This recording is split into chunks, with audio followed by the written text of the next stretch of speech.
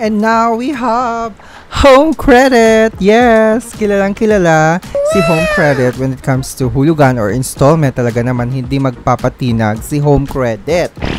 Always present si Home Credit when we go to a shopping center or a partner store ng Home Credit, especially sa mga popular malls like SM, Appliance Center, Abenson, mga ganun. Talagang nandyan, present na present si Home Credit. It's always there to help you guys with your buy now, pay later, kinembolar. And of course, hindi lang ganyan, nag-offer din sila ng cash loan. O talaga naman. So if you want to take a look of the offers available, you can download the app in Play Store ng Home Credit. Tapos mag-sign up kayo, and then you try to apply for a gadget or product loan.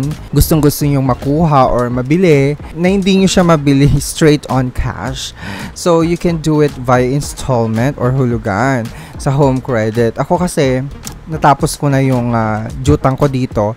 So hindi pa ako nakakapag-ring kasi wala pa akong offer. So hihintayin ko na lang, or maybe I can go to a partner store. Kailangan ko na talaga siyang gamitin, but as of the moment wala pa akong nakikitang rason para magamit ko si Home Credit. But in my experience, Home Credit is one of the best talaga na loan app na nakita ko sa Play Store. Medyo lang sila, medyo aggressive lang sila when it comes to payment reminders kapag due mo na. So nagre-remind sila parang 5 days before your due date.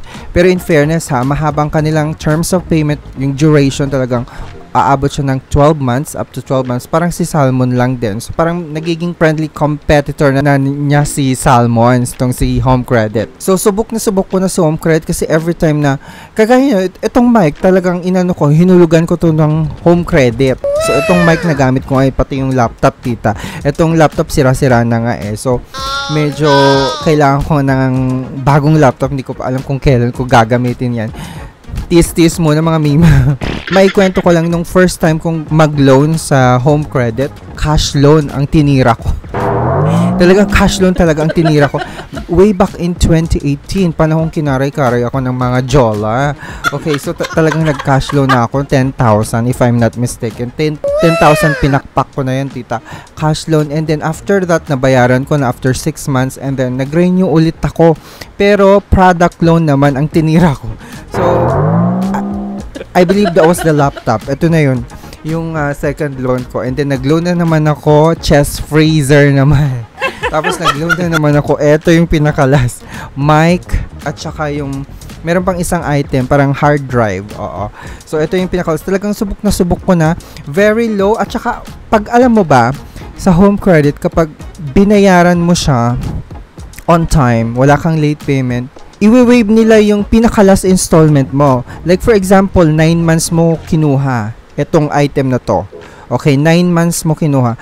As long as on time ka nagbabayad every month, hanggang sa pinaka 8 month mo, wala kang palya, wala kang any delayed payments, ililes na nila, tita, yung last installment mo. So magiging 8 months na lang ganun, di ba? So antaray. So ito yung gustong-gusto ko kay Home Credit kasi may mga ganun silang pakulo. And mababa lang ang kanilang interest. 0% ko nga nakuha itong mga to diba? 0% tita. Talagang subok na subok ko na siya. So may pa-cash loan din sila. I believe itong cash loan na Itechi Waria is exclusively for existing customers by invitation. Sabi niya, our cash loans are ready for your needs. Existing customers who have previously availed of our installment shopping deals are eligible for our cash loan offers. Enjoy competitive interest rates and flexible payments. Pay in 12 months or more depending on the loan. So kung gusto mo i-check kung may offer ka ng cash loan, pwede naman daw.